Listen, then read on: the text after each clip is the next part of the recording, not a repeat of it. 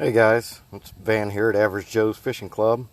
Just wanted to do a quick little live video on chatterbait, bladed jig, vibrating jigs, whatever you want to call them. Different trailers that I use for them. I typically have them kind of in, three groups here. First one being, what I would call your clearer water. I like to use the primarily the little spinnerbait split tail trailers. You get such good action out of them. I mean, they just wiggle and jiggle around real fast, real erratic. Seems to draw lots of strikes in that clearer water when the fish are maybe a little more wary. But something like this, the white ice little paddle tail there, that works pretty well. Hey Jen, how's it going? You get a little more thump if they're not as aggressive hitting the split tail trailers.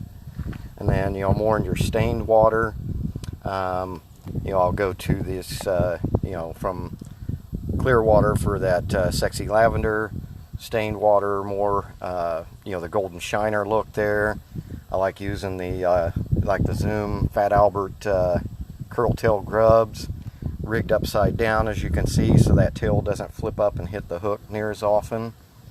Also a good one for a little more thump is the Rage Tail Menace, or even just different paddle tail, different color, something like that.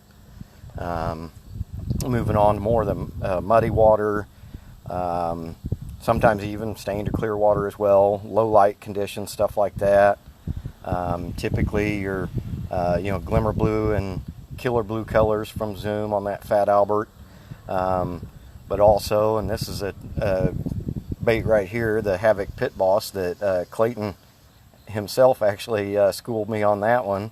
After he gets done using them, and I'll show you here in a minute, he'll clip off like just that first half inch or so and rig it horizontally on the bait instead of sideways, and that's worked well for me plenty of times, as well as using a bigger black and blue type of paddle tail for the swim baits, stuff like that.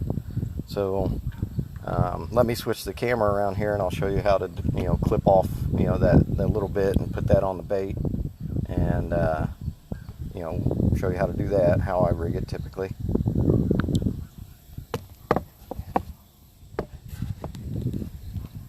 Here we go.